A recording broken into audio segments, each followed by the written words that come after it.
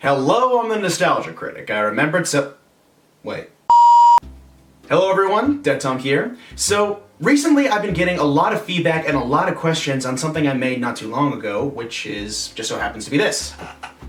Rose Quartz Straight Saber from Steven Universe. Excuse me. I made this, not too long ago, come Halloween Town, what's wrong with me?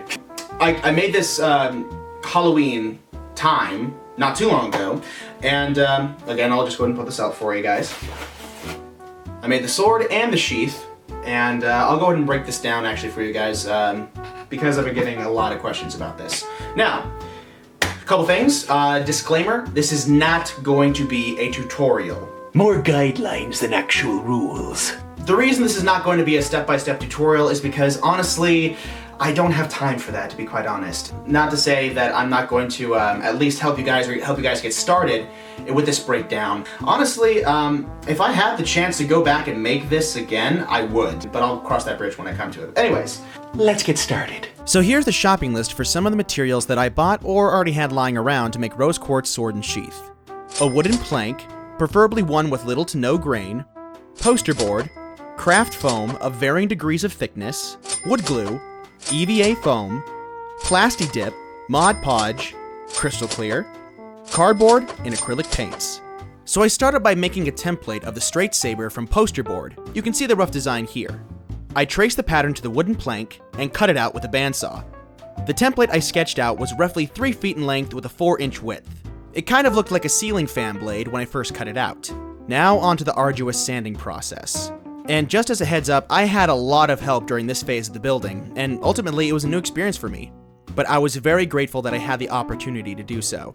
Once the plank was sanded to profile, I traced out the handle and then cut that piece out with a bandsaw, the length of which was 6 inches with an 1.5 inch width. To expand on the grip of the handle, I took the remains of the wood plank, sanded them down, and layered them on the top and bottom of the grip. I used wood glue as an adhesive and securely wrapped it for a perfect fit, and let that sit overnight. Now, before I get to the next part, I know in the video it showed me covering the blade in some pink reflective tissue. I'll go ahead and set the record straight now. Do not do that! In the end, it didn't work, and ultimately it was a waste of time and effort. Next, I worked on the belgard. Also, something important to mention. Templates, templates, templates. I cannot stress that enough. I use templates for everything. I traced the template for the belgard onto the EVA foam and cut it out. I then sanded down the edges until they were smooth. Then, using a compass, I measured out the center and cut out that section for the blade to fit. Using a heat gun and a glass bowl, I shaped the belgard to have a nice curved shape. You can see it kind of looks like a ladle. Tastes like success.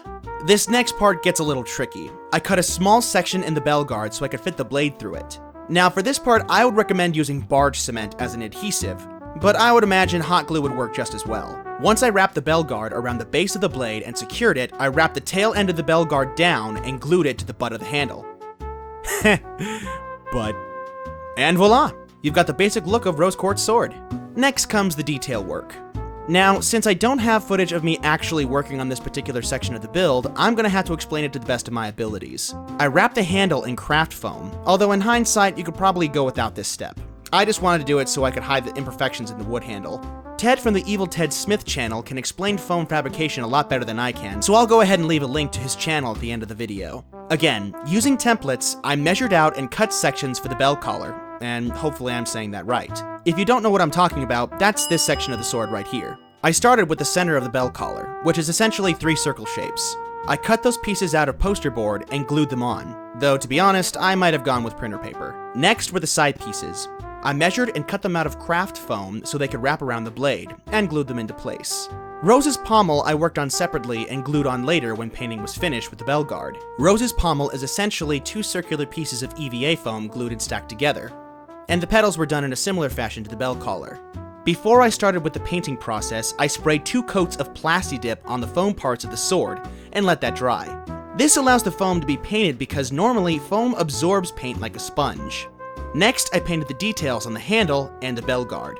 I used every tool that was available to me, from masking tape to electrical tape to various brushes. My advice, take your time with this process. It's going to be difficult, no way around it. When the painting was finished, I cut out the white star piece of the belgard and glued that in place by sliding the star through the blade so I didn't have to cut it out like I did with the belgard. Finally, I painted the blade section of the sword to match the pattern in the show, and once it was dry, I covered the entire sword with crystal clear. This protects your paintwork and gives the sword a nice glossy look.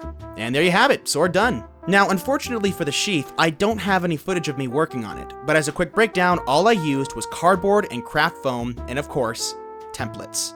Now go make your own!